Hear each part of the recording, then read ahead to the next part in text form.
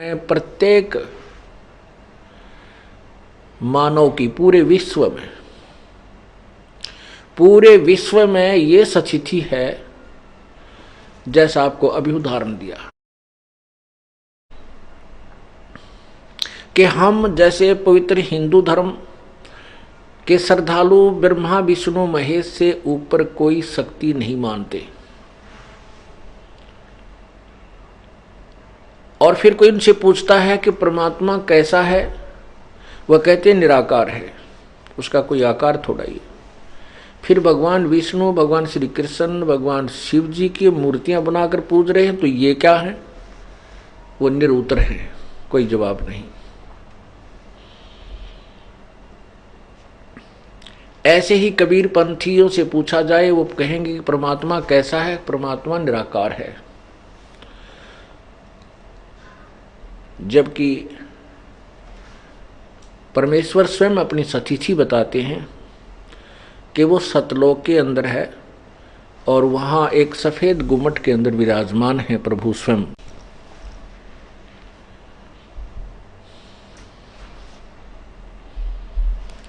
इसी प्रकार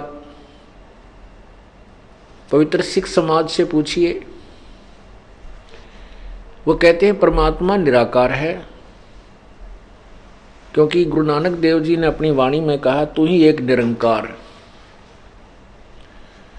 और नानक साहब जी ने अपने जीवन काल में, जो पहले वो पवित्र हिंदू धर्म में जन्मे थे और ब्रजलाल पांडे से गीता, श्रीमद् भगवत गीता का पाठ किया करते थे, सुना करते थे, पढ़ते थे गीता जी को, इसलिए उन्होंने उस लोकवेद के आधार पर ब्रजलाल पांडे से सुनी हुई बातों के और एक हिंदू समाज के अंदर कॉमन धारणा होने के कारण के परमात्मा तो निराकार है, और फिर भी श्री विष्णु जी के पुजारी थे,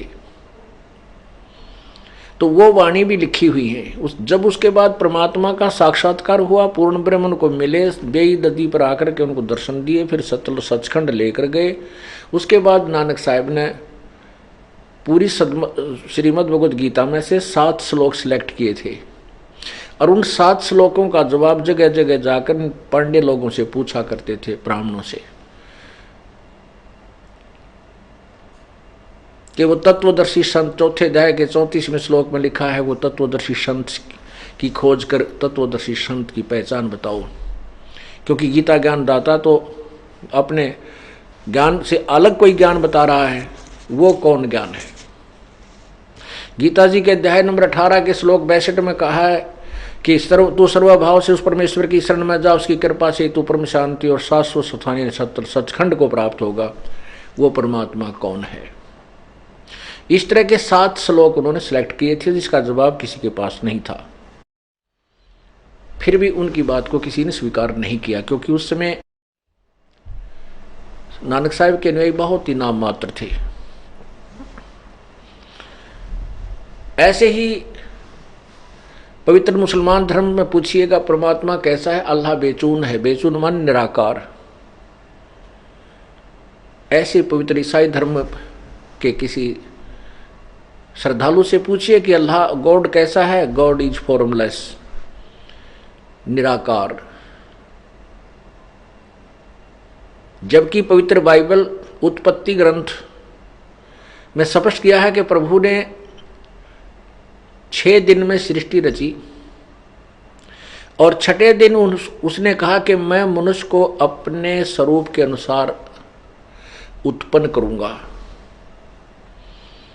और परमात्मा ने मनुष्य को अपने ही स्वरूप के अनुसार उत्पन्न किया, नर और नारी करके उनकी सृष्टि की। तो फिर भगवान कैसा हुआ? परमात्मा भी नराकार हुआ, मनुष्य जैसे आकार का। देखिएगा,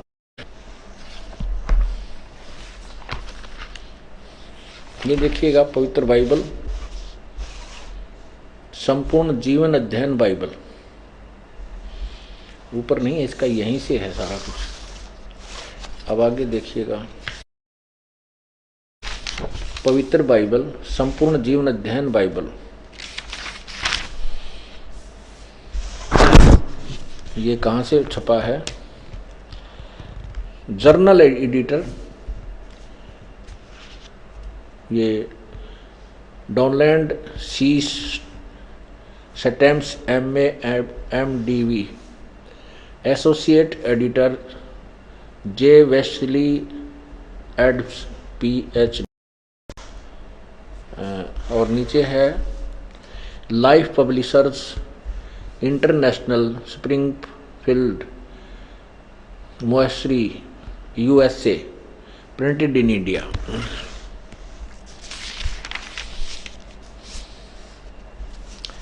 पवित्र बाइबल संपूर्ण जीवनोध्ययन, यहाँ प्रबंधक संपादक डेविड स्टुअर्ट, अंग्रेजी प्रधान संपादक Donald C Stams MA MDV, संयुक्त संपादक जे वेस्ले आदम्स PhD, संपादकीय समिति स्टानली M हॉर्टन THD अध्यक्ष आदि आदि, ये सारा इनका लिस्ट लिया।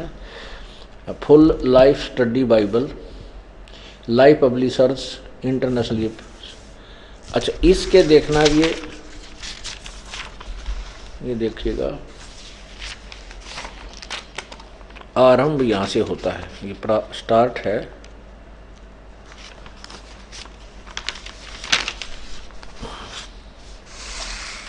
ये है 4 पृष्ठ पे, ये जेनेसिस 1, ये पृष्ठ नंबर 4, उत्पत्ति, आरंभ यहाँ से होता है।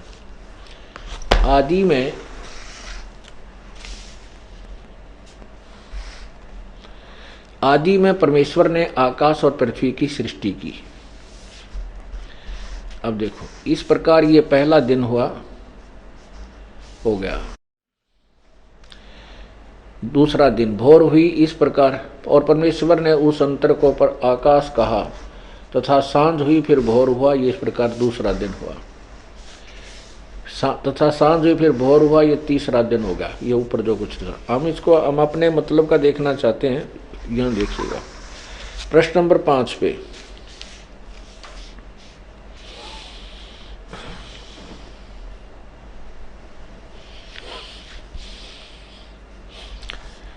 ये 5वां दिन देखें, प्रश्न नंबर 5 पे, जेनेसिस 1 और 2, इसमें लिखा है इस प्रकार ये 5वां दिन होगा। अब 6ठा दिन यहाँ शुरू होता। फिर परमेश्वर ने कहा, पृथ्वी से जंतु बनाएंगे। आगे देखो यहाँ, फिर परमेश्वर ने कहा कि हम मनुष्य को अपने स्वरूप के अनुसार अपनी समानता में बनाएं, और वे समुद्र की मछलियों और आकाश के पक्षियों और घरेलू पशुओं और सारी पृथ्वी पर और सब रेंगने वालों जंतुओं पर जो पृथ्वी पर रेंगते हैं अधिकार रखें। तब परमेश्वर ने मनुष्य को अपने स्वरूप के अनुसार उत्पन्न किया। अपने स्वरूप के अनुसार परमेश्वर ने उसको उत्पन्न किया। 3 बार लिखा। फिर परमेश्वर ने कहा, हम मनुष्य को अपने स्वरूप के अनुसार अब समानता में बनाए। यहाँ देखो, तब परमेश्वर ने मनुष्य को अपने स्वरूप के अनुसार उत्पन्न किया। अपने स्वरूप के अनुसार परमेश्वर ने उसको उत्पन्न किया। 3 बार लिखा। नर और नारी करके उसने मनुष्यों की सृष्टि की। अब इससे सिद्ध हुआ कि परमात्मा मनुष्य जैसा है, साकार है, नराकार है।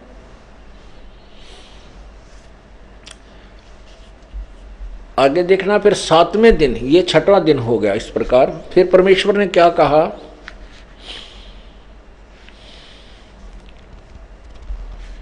ये 28वां देखना, 27 सामने पढ़ दिया। नर और नारी करके मनुष्य की सृष्टि की, और परमेश्वर ने उनको आशीष दी की और उनसे कहा कि फूलो और फलो और पृथ्वी पर भर जाओ, उसको अपने वश में कर लो, और समुद्र की मछलियों तथा आकाश के पक्षी और पृथ्वी पर रेंगने वाले सब जंतु पर अधिकार रखो। अब देखना, एक बहुत ही गहराई से सोचना है, क्योंकि हम तत्व ज्ञान समझ रहे हैं। अब जिस प्रभु ने सृष्टि रची 6 दिन में और 7वें दिन विश्राम किया, उसने 6 दिन में सृष्टि रच दी और जो आदेश निर्देश देना था वो दे दिया। अब क्या निर्देश दे रहे हैं कि मनुष्य को इतना बुद्धिमान बना दिया कि पृथ्वी के सभी जीव जंतुओं से ये सियाना हो, समझदार हो, उनको कंट्रोल करे, लेकिन खाए नहीं उनको, उनका मांस नहीं खाए। अल्लाह या निपुण परमात्मा का आदेश मांस खाने का नहीं। अब देखना प्रमाण 29 में, ये 28 आपने पढ़ा। 29 में फिर परमेश्वर ने उनसे कहा, मनुष्यों से, और सुनो, जितने बीज वाले छोटे छोटे पेड़ और सारी पृथ्वी के ऊपर हैं, पेड़, छोटे छोटे पेड़ सारी पृथ्वी के ऊपर हैं, और जितने वृक्षों में बीज वाले फल होते हैं, वे सब मैंने तुमको दिए हैं, वे तुम्हारे भोजन के लिए हैं। परमात्मा ने कहीं भी मनुष्य को मांस खाने का आदेश नहीं दिया। ये है पूर्ण परमात्मा का संदेश, निर्देश, आदेश। इसके अतिरिक्त यदि किसी बुक में और किसी अन्य नबी या किसी अवतार या किसी गुरु पीर के कहने से आप जी मांस आहार करते हो, परमात्मा का निर्देश, परमात्मा का संविधान तोड़ रहे हो, उसकी आपको सजा मिलेगी। कैसे मिलेगी? कि परमात्मा का, जैसे राजा का, हमारे हिंदुस्तान का संविधान है कि कोई किसी की हत्या करेगा मनुष्य की, तो उसको सजाए मौत या 20 साल की सजा होगी। ये नियम है राजा का। और इसको जो तोड़ देता किसी के दूसरे के कहने आदेश से, अधिकारी के आदेश से, तो फिर वो अपराधी है। जैसे एक समय किसी व्यक्ति की मित्रता एक दरोगा से हो गई, SHO तय, और उस व्यक्ति का जो साथी पड़ोसी था, नाइबर था, उसकी कहा सुनी रहती थी, उनकी आपस में नहीं बनती थी। एक दिन उस दरोगा के मित्र ने अपने मित्र दरोगा से यानी SHO से कहा कि ऐसे ऐसे मेरा जो पड़ोसी है वो मुझे बहुत परेशान करता है, सारा कुछ मैंने पंचायत भी कर ली, समझा लिया, लेकिन वो बाज नहीं आता है, क्या इलाज किया जाए? SHO ने कहा कि मार उसको, समार दे, कूट छेद दे, मार लट सिर में, मैं आप देख लूंगा। अब उस SHO के कहने अपने मित्र SHO की बात को मान करके उस व्यक्ति ने अपने पड़ोसी के साथ झगड़ा ठान लिया और उसका लठ मार दिया, और लाठी लगने तो वो व्यक्ति की मृत्यु होगी।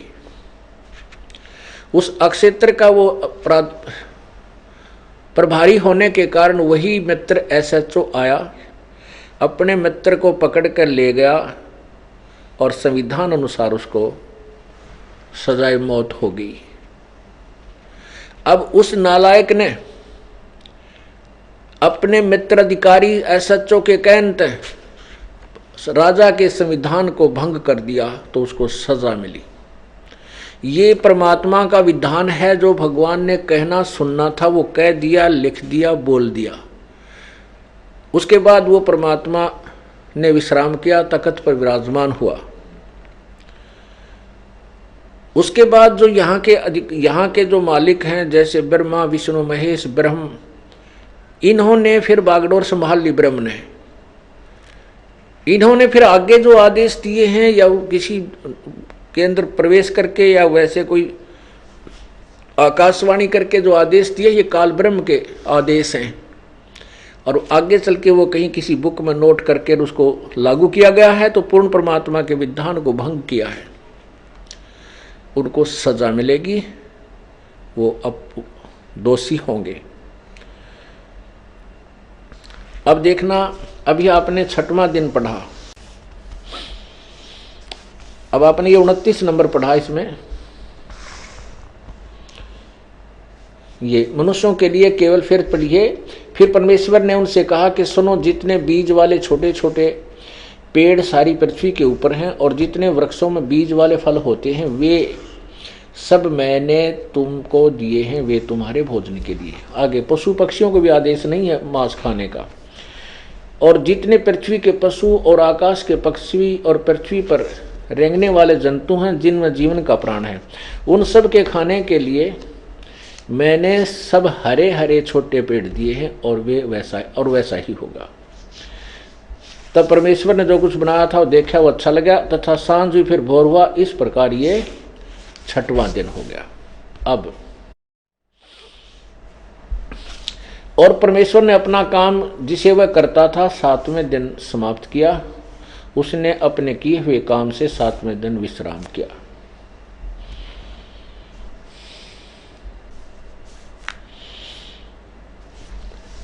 अब ये तो पवित्र बाइबल ने सिद्ध कर दिया कि उस परमात्मा ने 6 दिन में सृष्टि रची और वो तो उसने तो विश्राम किया, चला गया।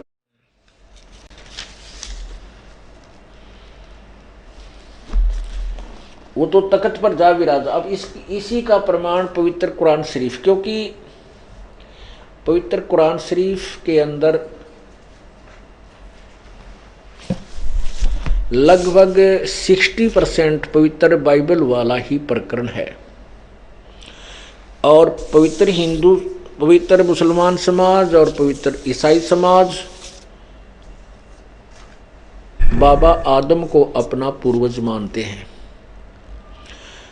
अब हम आपको कुरान शरीफ में सिद्ध करते हैं कि परमात्मा कैसा है, उसका नाम क्या है। ये परिभाषा प्रभु की आपको समझाई जा रही है।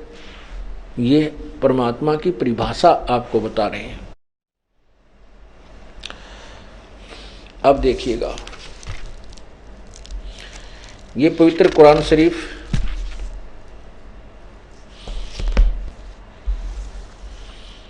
पवित्र कुरान शरीफ यह वह इल्हामी किताब है जिसमें कोई संदेह की गुंजाइश नहीं। यानी इसमें जो लिखा है मुसलमान भाई सत्य मानते हैं कि इसमें जो लिखा है वो सत्य है, इसमें कोई शंका हमें नहीं है। अब देखना, ये है कुरान शरीफ, ये मुतरजम बराहिस्य यानी सानुवाद टिप्पण शास्त्रीय अरबी पद्धति पर नागरिक लिपि में रूपांतरकार है नंद कुमार अश्वथी। शेरवानी संस्करण, ये कहाँ से प्रकाशित है? ये वही है जालिकल किताबु ला रैब फीही। यह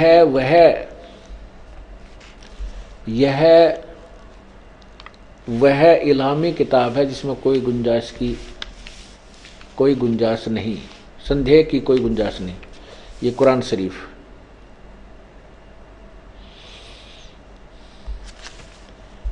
नीचे देखिएगा, ये कहाँ से प्रकाशित है? शेरवानी संस्करण, प्रकाशक लखनऊ किताब घर, मौसम बाग, सीतापुर रोड, लखनऊ। इसमें देखना सूरत फुरकानी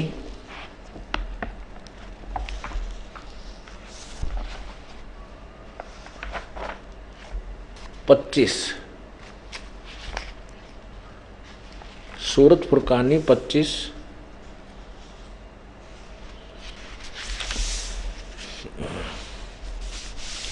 यह है सूरत फुरकानी 25। अब इसकी हम 52 आयत से लेकर 59 तक पढ़ेंगे। ये देखिएगा पृष्ठ 604 पे फुरकानी कुरान शरीफ है, सूरत फुरकानी 25। अब नीचे आ जाइए, ये संस्कृत में लिखा सारा, ये उर्दू में लिखा है, भाषा उर्दू, लिपि उर्दू है, भाषा अरबी है, और इसको हिंदी में भी एज इट इज लिखा गया है।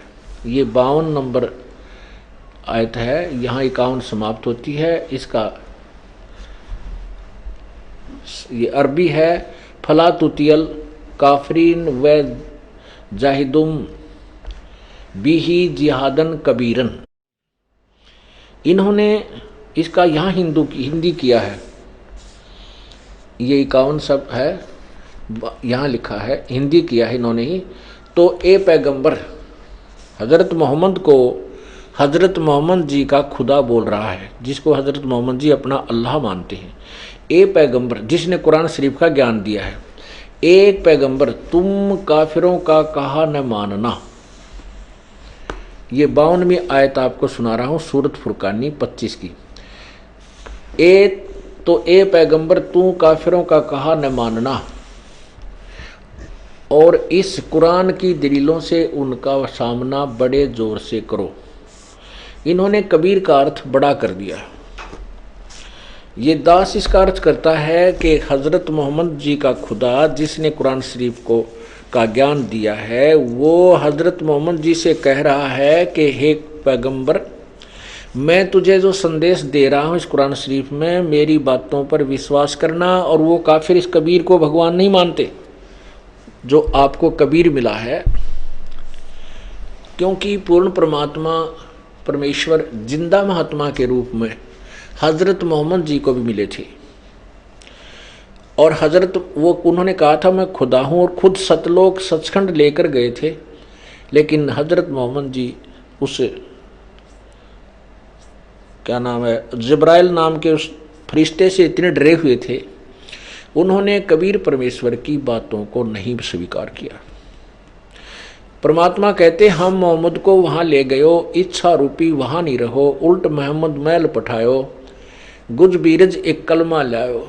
ओए रोजा बंग नमाज दई रे, बिस्मिल की नहीं बात कही रे। हज़रत मोहम्मद ने वहाँ जो परमात्मा कहते हैं हम वहाँ ले गए अपने पास, लेकिन वहाँ ये रहा नहीं, मेरी बात का स्वीकार नहीं किया, उल्टा हमने महल में यहाँ भेज दिया। फिर ये जबरील देवता जो इसको लेकर गए, तो उसके आधार से उन्होंने रोजा बंग नमाज दई रे, लेकिन बिस्मिल की नहीं बात कही रे। हज़रत मोहम्मद जी ने गऊ या बकरा या कोई भी बकरे आदि को बिस्मिल करने मारने के लिए नहीं कहा। तो उसके बारे में क्या बताते हैं, नबी मोहम्मद नमस्कार है राम रसूल कहाया, 1,80,000 को सौगंध जिन नहीं करत चलाया। अरस कुर्स पर अलह तकत है, खलक बिन नहीं खाली, वो पैगंबर पाक पुरुष साहिब के अब्दाली। हज़रत मोहम्मद जी ने कभी मांस नहीं खाया और न ही मांस खाने के लिए निर्देश दिया किसी को। 1,80,000 उनके अनुयायी हुए थे, उन्होंने भी कभी, सौगंध है उनकी कि उन्होंने कभी मांस नहीं खाया। उन्होंने कहीं ऐसा कर्द नहीं चलाया जैसे तुम अब अत्याचार करते हो, पशुओं को मारते हो और भगवान के दुआ करते हो। तो यहाँ कह रहे हैं कि पैगंबर तुम उन काफरों की बात मत मानना, क्योंकि वो कबीर को भगवान नहीं मानते। उनका विरोह, उनका संघर्ष बड़े जोर, उनका संघर्ष करना, उनकी संघर्ष का अर्थ यहाँ लड़ाई नहीं करना, उनसे संघर्ष करना, अर्थात उनकी बातों में मत आना। और ये कबीर वो परमात्मा है जिसने 6 दिन में सृष्टि रची, 7वें दिन तख्त पर जा विराजा, और ये वास्तव में अविनाशी है, उसको कोई मार नहीं सकता। आगे देखना है 53, 54, 55, 56, 57, 58, 59,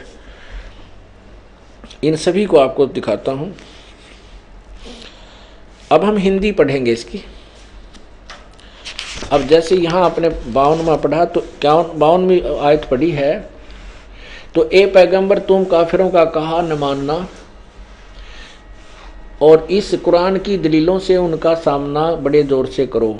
आगे देखना, अब ये 53 देखो, 53, ये 53 यहाँ।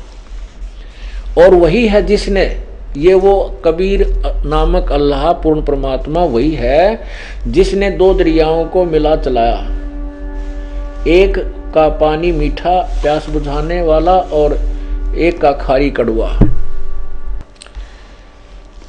और वही है जिसने 2 दरियाओं को मिला चलाया, एक का पानी मीठा प्यास बुझाने वाला और एक का खारी कड़वा, और दोनों को एक आड़ और मजबूत रोक बना दी। अब चम्मन, ये 53 समाप्त हुई। और वही है जिसने पानी की बूंद से आदमी को पैदा किया, फिर उसको साहिब नसब यानी किसी का बेटा या बेटी और ससुराल वाला यानी किसी का दामाद बहू बनाया। और तुम्हारा परवरदिगार हर चीज करने में शक्तिमान है। यानी गीता कुरान शरीफ ज्ञानदाता से कोई और है जिसकी तरफ संकेत किया जा रहा है। अब 55 ये चमन आपने पढ़ा। अब 55 में देखो, काफिर अल्लाह को के सिवाय ऐसों को पूजते हैं जो न उनको नफा पहुंचा सकते हैं और न उनको नुकसान है। यानी पूर्ण परमात्मा को छोड़कर अन्य देवताओं की पूजा के लिए संकेत है कुरान शरीफ में कि वो देवता ना कुछ कर सकते, ना लाभ दे सकते, ना हानि दे सकते, और काफिर लोग उन्हीं की पूजा करते हैं। और काफिर तो अपने परवरदिगार से पीठ दिए हुए हैं, मुंह मोड़े हैं। अब 56 में, ए परवरदिगार ना ए पैगंबर, हमने तुमको खुशखबरी सुनाने और सिर्फ अजाब से डराने के लिए भेजा है। अब 57 देखो। अब थोड़ा सा 57 हम यहाँ देखेंगे। हाँ 57 पढ़ो पहले। ए पैगंबर, इन लोगों से कहो कि तुम से इस अल्लाह के हुक्म पर कुछ मजदूरी नहीं मांगता। हाँ, जो चाहे अपने परवरदिगार तक पहुँचने की राह इख्तियार करे। ये 57 में। अब हम 58 पहले यहाँ देखेंगे। ये देखो, ये 58 ये है। इसमें लिखा है कि वेब कफा बिही बिजुनुबी इवादी खबीरा। इवादी है, इवादी माने पूजा के योग्य।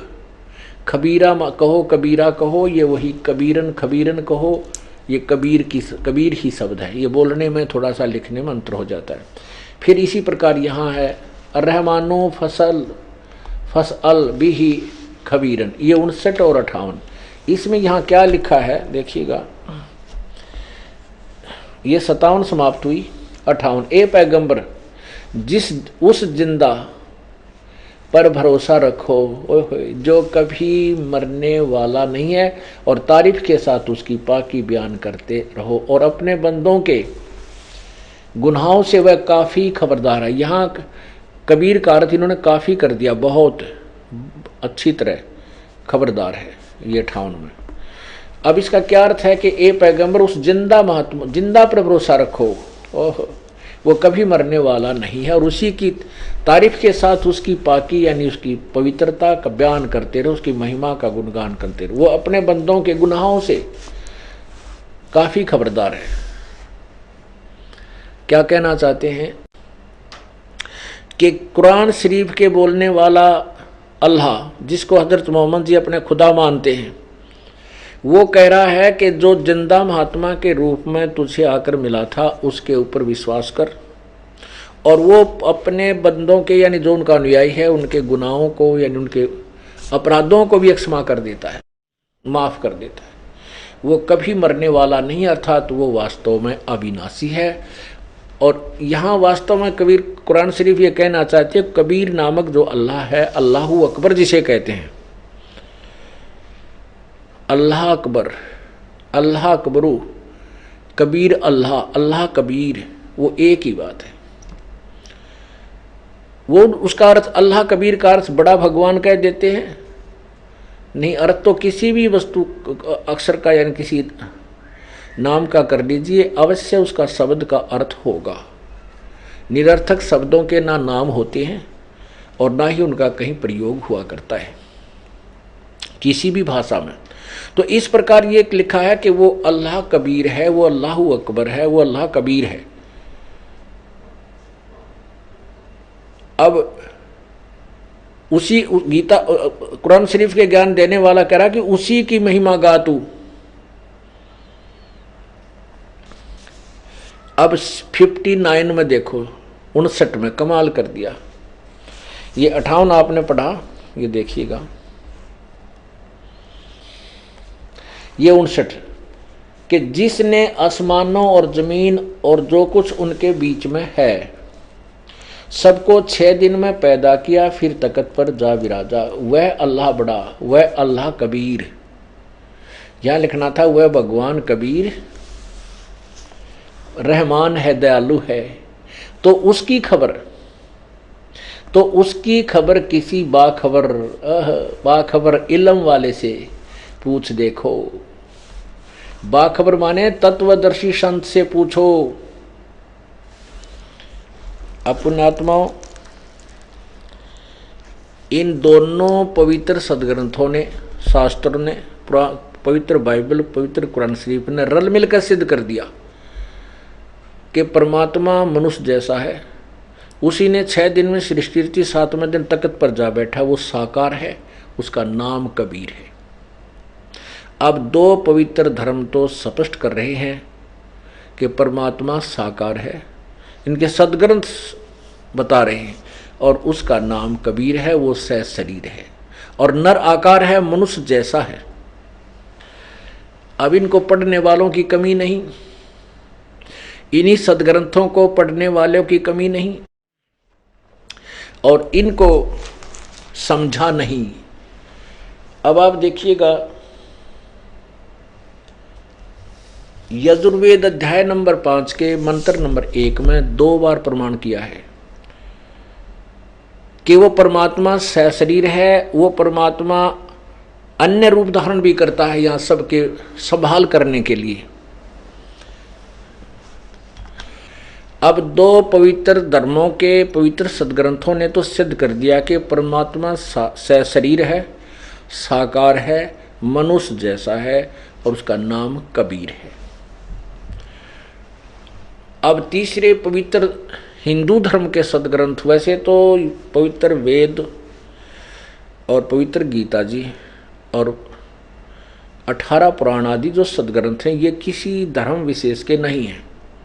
ये उस समय रचना की गई थी इनकी। उस समय ना कोई धर्म था, ना कोई मजहब अलग नहीं था, ना हिंदू था, ना सिख था, ना ईसाई, ना मुसलमान था, ना कोई और धर्म था। ये केवल एक मानव मात्र के लिए रचे गए थे और सबके लिए साझला संकेत है। तो फिर अब इनको हिंदुओं के नाम मंड दिया गया, तो हम इसलिए इसको हिंदुओं के सदग्रंथ कहते हैं। तो हिंदुओं से आप पूछिए, वो कहते हैं परमात्मा तो निराकार है, उसका केवल प्रकाश ही देखा जा सकता है। और हमारे सदग्रंथ कहते हैं वो तो मनुष्य, वह साकार है, सशरीर है, और उस परमात्मा, वो परमात्मा अपने अन्य सभी प्राणियों की संभाल करने के लिए भी अन्य शरीर धारण करता है, वो सशरीर है। अब देखना पवित्र यजुर्वेद,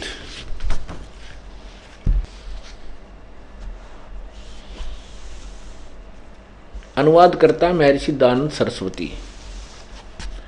ये कहां से छपा है?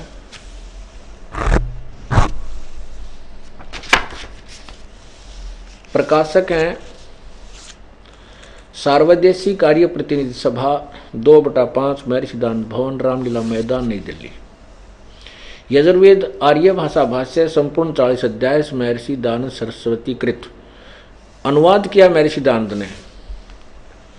और ये कहाँ से छपा? मुद्रक है Prince offset printers, 1510 Pataudi house, Daryaganj, नई दिल्ली। अब इसमें देखिए 5वें अध्याय का प्रथम ही मंत्र,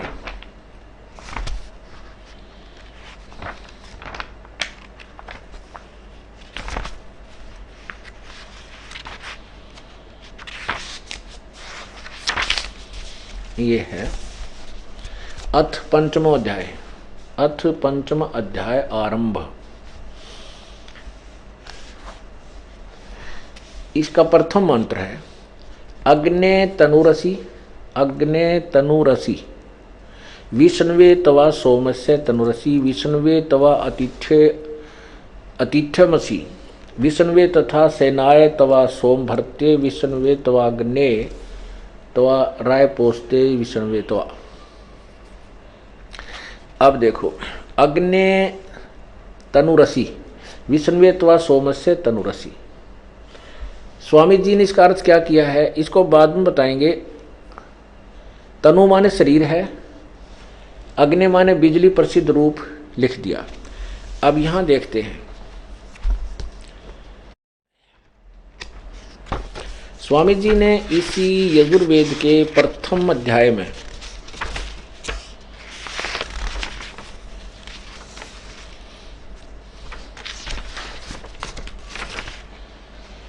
ये प्रथम अध्याय है, इसमें मंत्र नंबर 5 में प्रथम अध्याय 7 पृष्ठ पे, अग्नि माने सत्य उपदेश करने वाले परमेश्वर, अग्नि माने परमेश्वर। ठीक है, आगे देखो।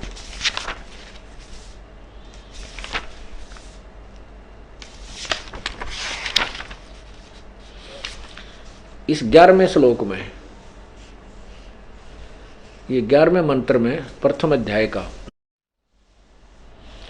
ये 11वें मंत्र में, हे अग्नि, अग्नि माने जगदीश्वर।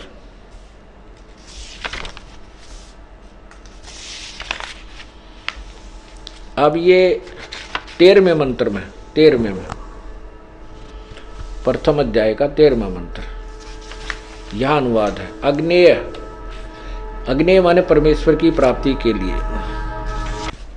अब यहां देखिएगा, यह है प्रथम अध्याय का 15वां श्लोक। इसमें अग्ने तनुरसी लिखा है। स्वामी जी ने इसका कहीं अर्थ नहीं किया। ये जो हाईलाइट कर रखे हैं, इनके अर्थ स्वामी जी ने करना ही छोड़ दिया। सब जनों के सहित जिस अभी अर्थात पदार्थ के संस्कार के लिए वृद्धग्राहा बड़े बड़े पत्थर हैं और काष्ठ के मुसल आदि पदार्थ विद्वान व दिव्य गुणों के लिए उस यज्ञ को श्रेष्ठ गुणों के प्रकाश और श्रेष्ठ विद्वान का विविध भोगों की प्राप्ति के लिए ग्रहण करता हूँ। अब स्वामी जी ने क्या अनुवाद कर दिया, वो अग्नि तनुरसित छोड़ दिया है, और इसका क्या अर्थ कर दिया, बड़े बड़े पत्थर और काठ के मुसल, इनको ग्रहण करता हूँ। पता भगवान काठ के मुसलान और पत्थरा ने शर्म मारा ग्रहण करके, सारी सृष्टि सारे पहाड़ उसी के रचे हुए हैं, सारे वन, अर्थात अर्थों का अनर्थ कर दिया इसने, क्योंकि इनको ज्ञान था ही नहीं, भक्ति मार्ग का ABC भी नहीं जानते थे।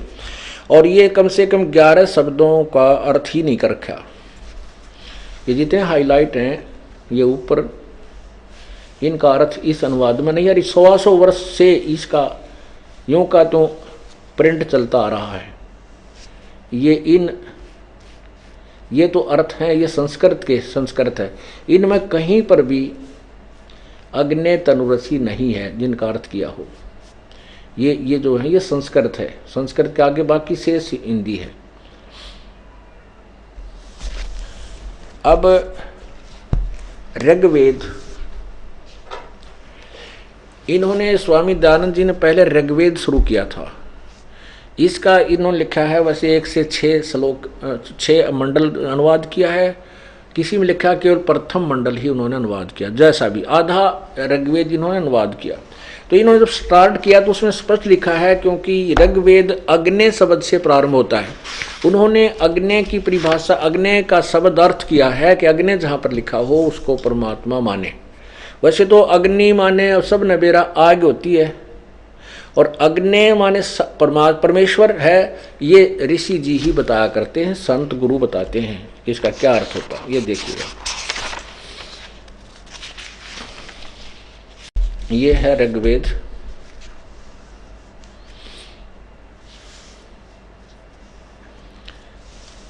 प्रथम मंडल महर्षि दयानंद सरस्वती।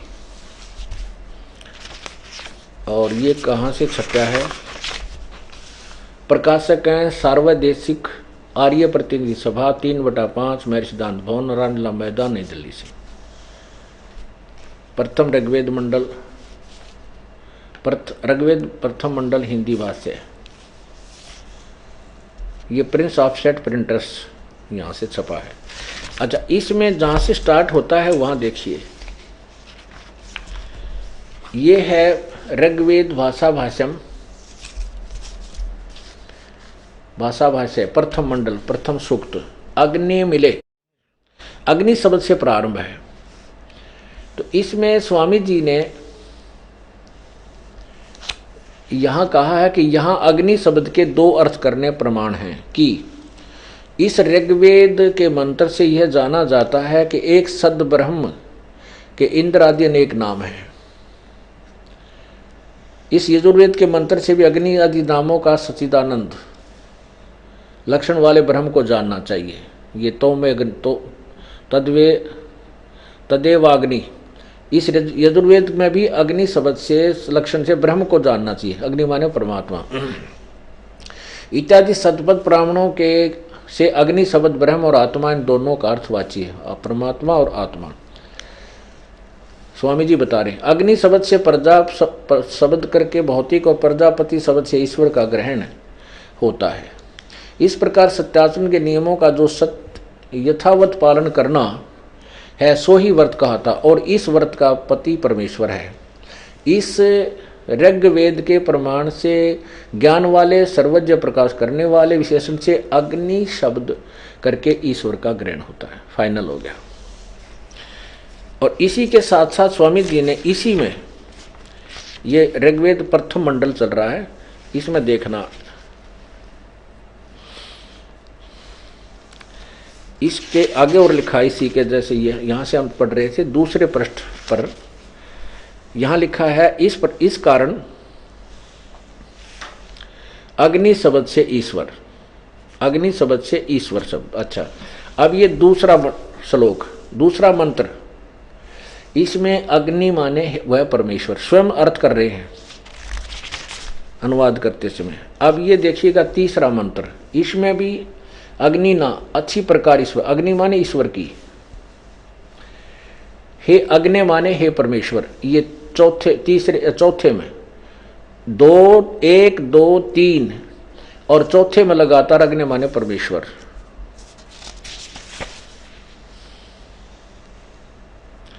और पांचवा छोड़ दिया, पांचवें में शब्द अग्नि नहीं है, छठे में अग्नि माने परमेश्वर। अब सातवें में अग्नि माने सब प्रकार से उपासना करने को परमेश्वर, अग्नि माने परमेश्वर। और आठवें में अग्नि शब्द नहीं है, नौवें में है अग्नि माने ज्ञान स्वरूप परमेश्वर।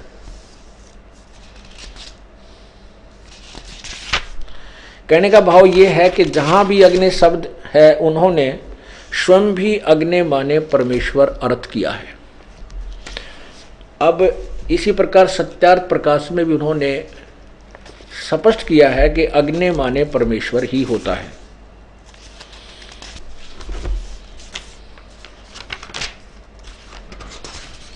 और जहां अग्नि माने परमेश्वर करना चाहिए था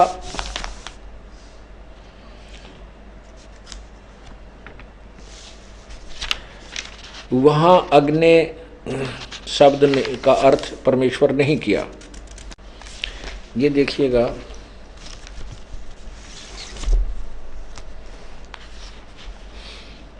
सत्यार्थ प्रकाश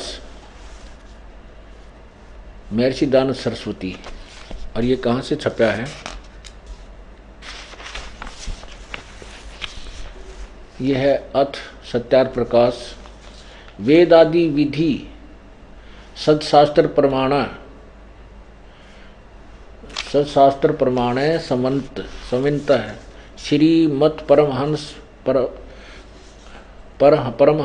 परिव्राजकार्य आचार्य महर्षि दानव सरस्वती स्वामी वृक्ष। कितनी आगे पीछे कितनी लंबी चौड़ी इनके फीतला रखी है।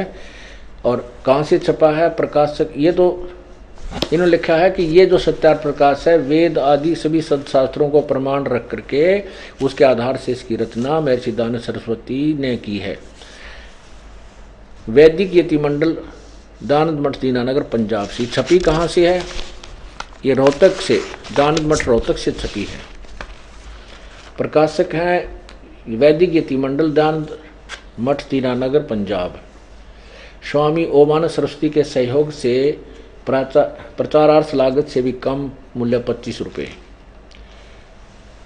मुद्रक हैं आचार्य प्रिंटिंग प्रेस दानंद मठ गोहाना मार्ग रोहतक। अब देखिएगा इस पे प्रथम ही समोल्लास में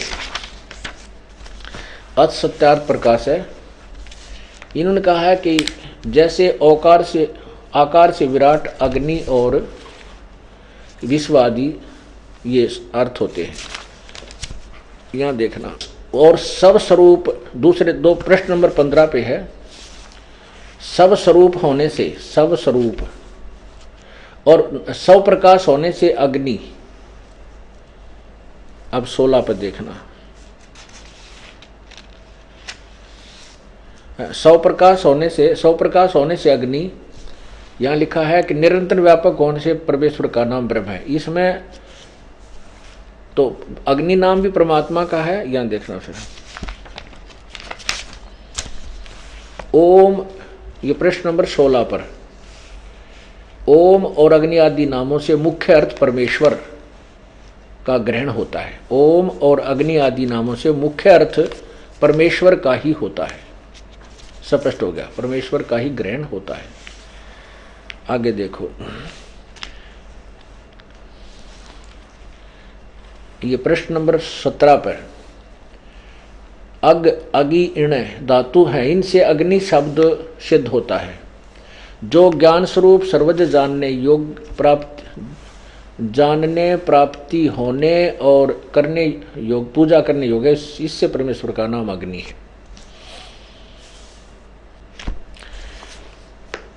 अच्छा, अब देखिएगा कमाल इनका।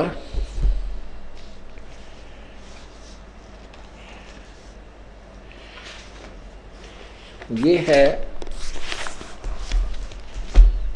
यजुर्वेद और सामवेद को इकट्ठा ही जल्द किया गया है।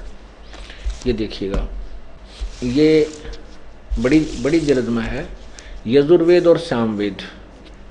यजुर्वेद तो स्वामी दानंद जी वाला ही है, एज इट इज इन्होंने सिर्फ टाइप अलग करके लंबाई ज़्यादा बढ़ा के किया है। और ये कहाँ से प्रकाशित है ये देखिएगा, यजुर्वेद सामवेद भाषा भाष्य संपूर्ण, यहाँ से देखिए।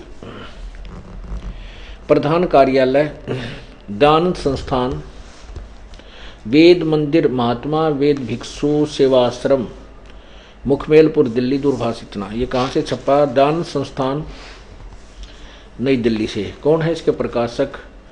पंडिता राकेश रानी, अध्यक्ष दानंद संस्थान, 2286 आर्य समाज मार्ग, करोल बाग, नई दिल्ली से।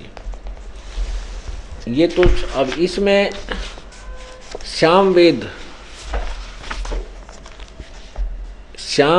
का अनुवाद किया है आर्य समाजी आचार्य ने, और महर्षि दानंद जी की उस निर्देश का पालन करते हुए कि जहाँ भी अग्नि शब्द है मुख्य तौर पर उसका नाम परमात्मा परमेश्वर होना चाहिए। अब देखिए सामवेद, ये सामवेद है, भाषा भाषम, ये प्रथम ही स्टार्ट है यहाँ से।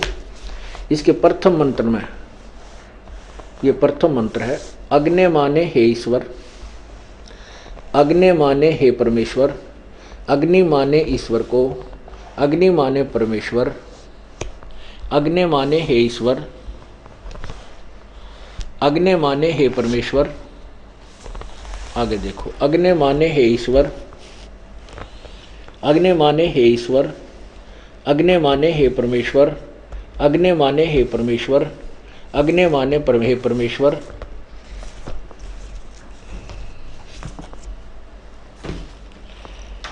अग्नि माने हे परमेश्वर, जहां भी अग्नि शब्द है, जिस भी अर्थ मंत्र में, अग्नि माने हे परमेश्वर। अब देखिएगा, ओहो, अग्नि माने हे परमेश्वर, अग्नि माने ईश्वर की, परमेश्वर की, अग्नि माने परमेश्वर की, अग्नि माने परमेश्वर, अग्नि माने परमेश्वर की। यहाँ देखिए, अग्नि माने परमेश्वर, अग्नि माने हे ईश्वर, अग्नि माने हे ईश्वर, अग्नि माने हे परमेश्वर, अग्नि माने हे ईश्वर, अग्नि माने परमेश्वर, अग्नि माने परमेश्वर।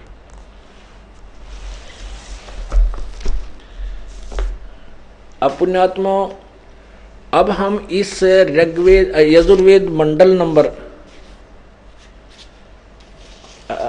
यजुर्वेद अध्याय नंबर 5 के मंत्र नंबर 1 को अब अनुवाद करेंगे। बहुत ही आसानी से हो जाएगा, नथिंग, इसमें कोई खास डिफिकल्टी नहीं आएगी, क्योंकि शब्दों के अर्थ इन्होंने कर ही रखे हैं। हमने तो अग्नि के आगे परमेश्वर रखना है, ये देखो यजुर्वेद महर्षि दान सरस्वती द्वारा, वही जो आपको अभी दिखाया था पहले। और ये कहाँ से प्रकाशित है? प्रकाशक हैं सार्वदेशी कार्य प्रतिनिधि सभा 2/5 महर्षि दान भवन रामलीला मैदान नई दिल्ली से। महर्षि दान सरस्वती कृत मुद्रक Prince offset printers Pataudi house Daryaganj नई दिल्ली से। ये देखिएगा। अथ पंचम अध्याय आरंभ। अग्ने तनुरसी विष्णुवे तवा सोमस्य तनुरसी। हम सिर्फ इतने का अर्थ करके ही अपना काम निकाल लेंगे। वैसे तो हमने अनुवाद इसका पूरा किया है, इस श्लोक का, मंत्र का। अब यहाँ देखिए इन्होंने क्या अनुवाद किया स्वामी जी ने। हे मनुष्यो, तुम लोग जैसे मैं जो हवि अग्नि, बीज, अग्नि का अर्थ किया बिजली प्रसिद्ध रूप, अग्नि के तनु माने शरीर के समान असी माने है। अब यहां हम लिख देते हैं अग्नि माने परमेश्वर, तनु माने शरीर, असी माने है। शरीर माने उन्होंने लिखा है, तनु माने शरीर ये खुद लिख रहे हैं। अग्नि माने परमेश्वर सैकड़ों जगह पर इन्होंने खुद लिखा है अग्नि माने परमेश्वर। परमेश्वर शरीर है, परमात्मा का शरीर है। फिर यहाँ विष्णुवे तवा सोमस्य तनुरसी। तवा माने उस, सोमस्य सब, विष्णुवे माने सबकी संभाल करने के लिए, तवा माने उस, सोमस्य माने अमर पुरुष यानी सतपुरुष का, अविनाशी भगवान का, तनु माने शरीर, असी माने है। 2 बार प्रसिद्ध हो गया कि परमात्मा शरीर है। अब पुण्यात्माओं,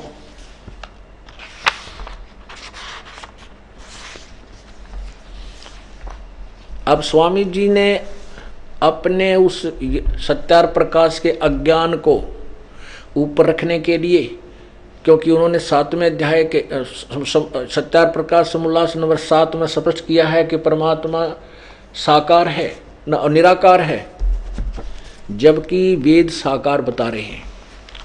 ये देखिएगा, ये वही सत्यार प्रकाश है।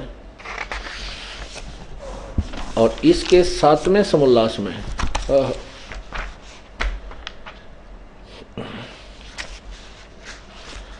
ये देखिएगा,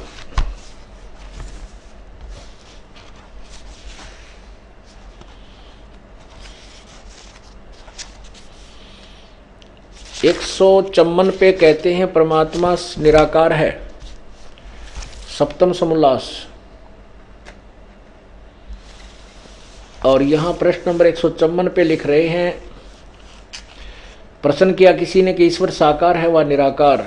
उत्तर निराकार।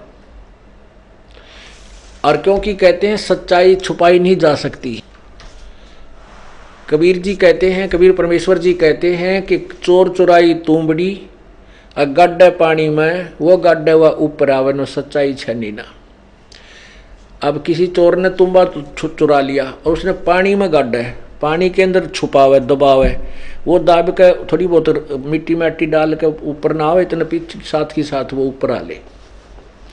कहते चोर चुराई तूंबड़ी, वो गड्ढे पानी में वो गड्ढे व ऊपर आवे न सच्चाई छनी ना।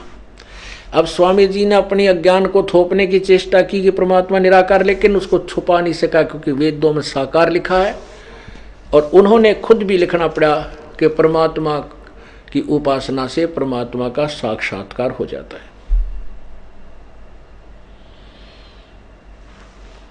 ये देखिए 155 पृष्ठ पे, चमन पे तो कहा निराकार है 154 पे, और एक यहाँ क्या लिखा, परमात्मा निराकार है, उत्तर स्वामी जी का। और 155 पे साकार सिद्ध कर रहे हैं, अपनी व्याख्या का स्वयं खंडन भी कर रहे हैं। किसी ने प्रश्न किया परमेश्वर की स्तुति प्रार्थना और उपासना करनी चाहिए व नहीं करनी चाहिए? उत्तर स्वामी जी का करनी चाहिए। प्रश्नकर्ता कहता है क्या स्तुति आदि करने से ईश्वर अपना नियम छोड़ स्तुति प्रार्थना करने वाले का पाप छुड़ा देगा? उत्तर नहीं, स्वामी जी कहते हैं पाप नहीं छुड़ाएगा। प्रश्नकर्ता कहता है तो फिर स्तुति प्रार्थना किस लिए करें, क्यों करना? स्वामी जी ने कहा कि उसके करने का फल अन्य ही है। प्रश्न क्या है? स्वामी जी ने उत्तर दिया, सतुति से ईश्वर में प्रीति, उसके गुण कर्म स्वभाव से अपने गुरु कर्म स्वभाव का सुधरना तथा प्रार्थना से निरअभिमानता, उत्साह और सहाय का मिलना, उपासना से परब्रह्म से मेल और उसका साक्षात्कार होना। अरे वाह! अब साक्षात्कार किसका होता है? साकार वस्तु का, निराकार का साक्षात्कार नहीं होता। और मिलन मेल भी साकार से होगा, क्योंकि यदि परमात्मा को सर्वव्यापक और कण कण में विद्वान माने तो उपासना से पहले भी वो मिला हुआ था, फिर उसको समाधि लाकर उसको उपासना करके फिर मिलन क्या हुआ? तो इससे ये छुपा भी नहीं सके कि परमात्मा साकार नहीं है। स्वयं लिख रहे हैं कि उसका साक्षात्कार होता है। वास्तविकता यही है, परमात्मा साकार है। लेकिन इनकी और सभी की जो तत्व ज्ञान से अपरिचित जितने भी जो भी, क्योंकि पूरा मानव समाज परमात्मा कबीर साहब को छोड़कर, वो तो भगवान थे, और फिर उनसे परिचित जो संत हुए, उनको उनके अतिरिक्त किसी भी की थ्योरी में आपको सच्चाई नहीं मिलेगी कि परमात्मा कैसा है, क्योंकि उन्होंने साक्षात्कार हुआ ही नहीं। इसलिए उन्होंने लिख दिया कि परमात्मा का केवल प्रकाश देखा जा सकता है, वो निराकार है। नहीं, परमात्मा साकार है, सशरीर है, मनुष्य जैसा है, उसका नाम कबीर है।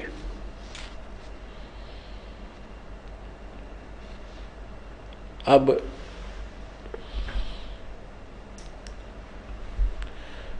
पवित्र यजुर्वेद ने स्पष्ट कर दिया कि परमात्मा सशरीर है, और वो परमात्मा सबकी संभाल करने के लिए यहाँ अतिथि रूप में आता है।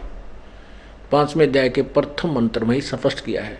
और उसका उस सबके संभालने के लिए भी उस अमर पुरुष का शरीर है। परमात्मा कबीर साहब के बारे में गरीबदास जी कहते हैं, तेज पूंज अन्न दे धर के इस विध हमको भेंट ही। इस प्रकार हमें वो परमात्मा मिलते हैं, अन्य तेज पुंज के, हल्का तेज पुंज का एक और शरीर बना करके परमात्मा यहाँ तर वहाँ भी सशरीर है। अरस क्रुस पर श्वेत गुमट है जहाँ सतगुरु का डेरा।